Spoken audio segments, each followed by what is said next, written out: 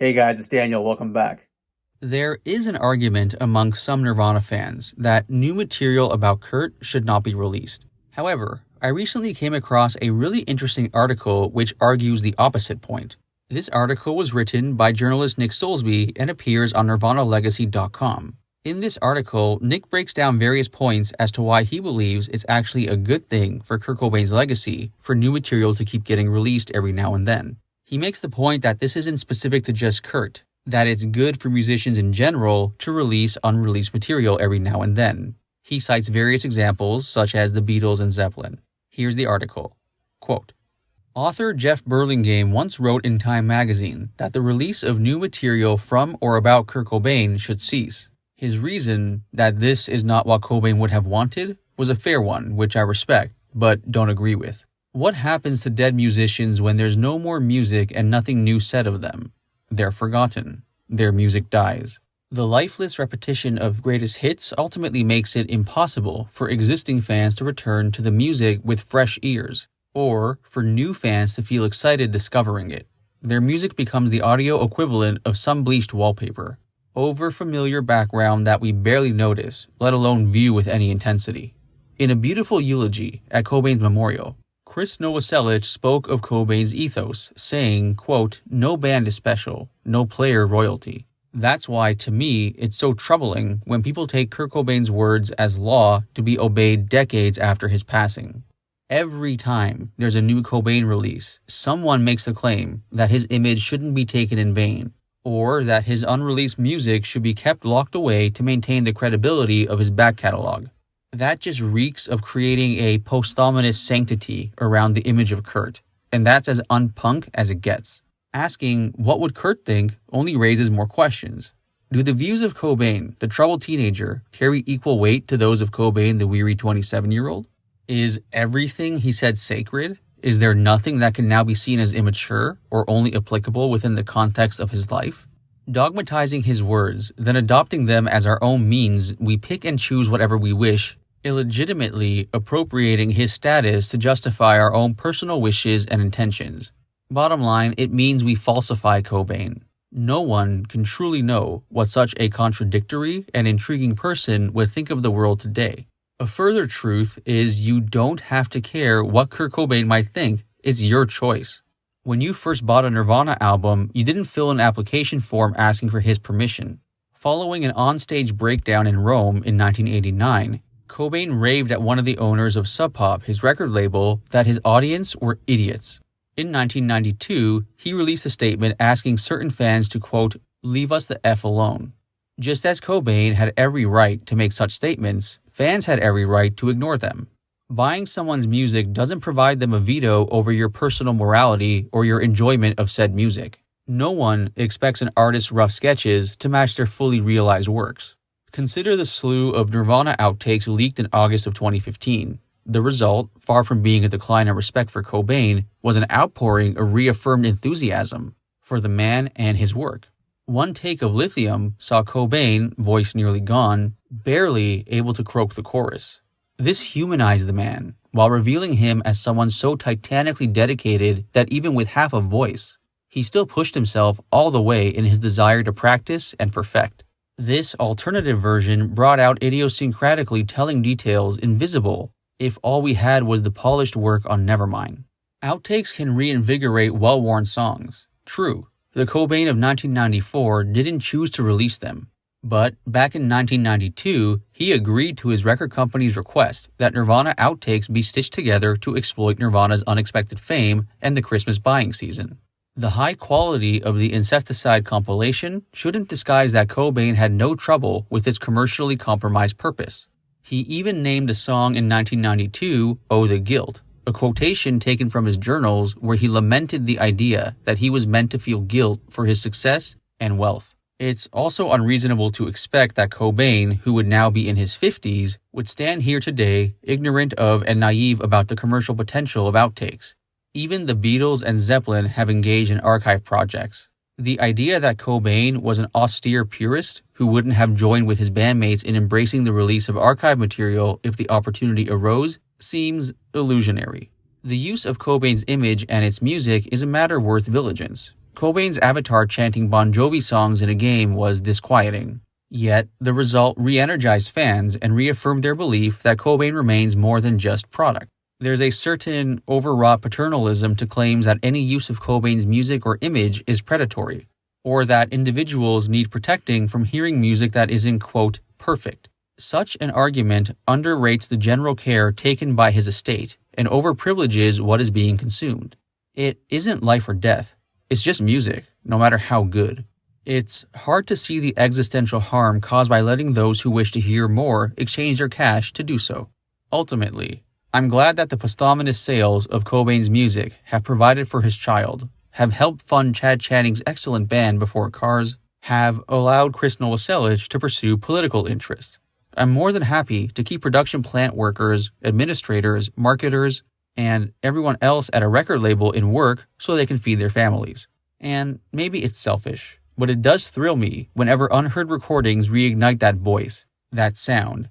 It's like encountering an old friend and finding out that the years haven't dulled their energy. End quote. Now, to play the other side of the fence here, not specifically about Kurt, but in general the notion of releasing an artist's unfinished work after they're dead, this reminded me of a quote from The Doors producer, Paul Rothchild, regarding Jim Morrison. I'll be reading you that quote later in this video, but first I want to show you a clip from one of my interviews with Jack Endino.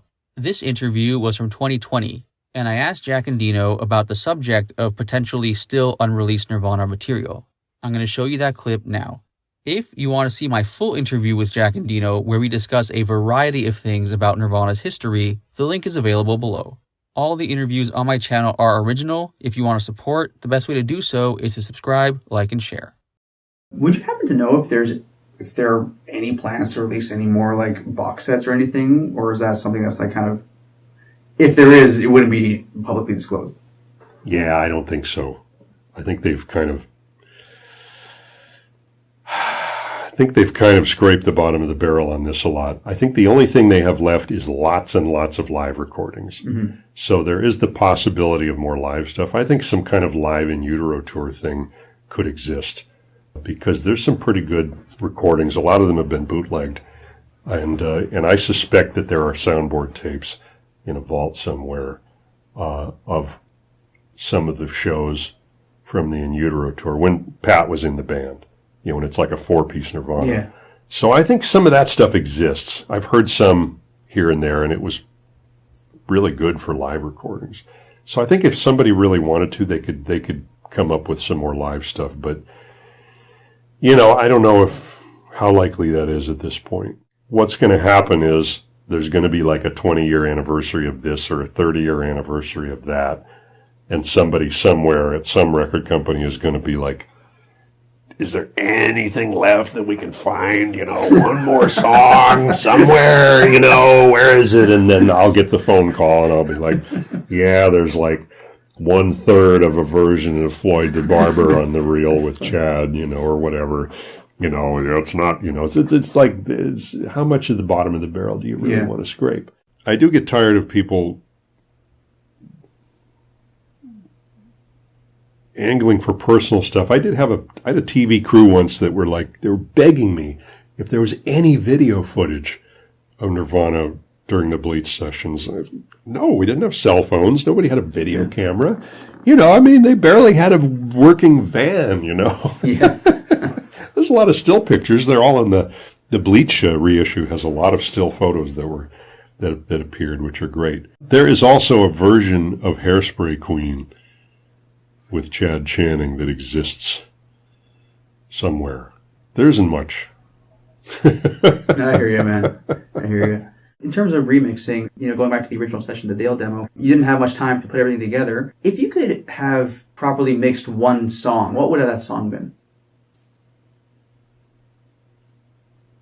Pen Cap Chew exists as a verse, a chorus, and a complete second verse, and the tape runs out somewhere around the first line of the second chorus. The version on the box set and the version that we put on the Dale demo at the time when I made cassettes is verse, chorus, fade. I actually when I had access to the tapes some years ago and a Pro Tools system, I pulled it out and I was able to reconstruct a version of the song because there is a complete second verse on the reel, and I was able to basically duplicate the first chorus, paste it on there, because of course Kurt sang the chorus is exactly the same in any case. The lyrics never changed. I heard, there was a live version I was able to compare the arrangement to. So I was able to kind of reconstruct the song, because the original arrangement of the song is verse, chorus, repetition of the last few bits of the chorus, and then it would end. Mm-hmm. So it's possible to reconstruct the song, actually, using the second verse that nobody's heard, and a copy of the first chorus with a little section repeated. It's basically a digital reconstruction. And nobody was interested in using it. So I remember offering it as a suggestion at one point, but it is what it is. Maybe someday. Yeah, that'd be awesome. Yeah. I think that'd be really cool. Yeah, whatever.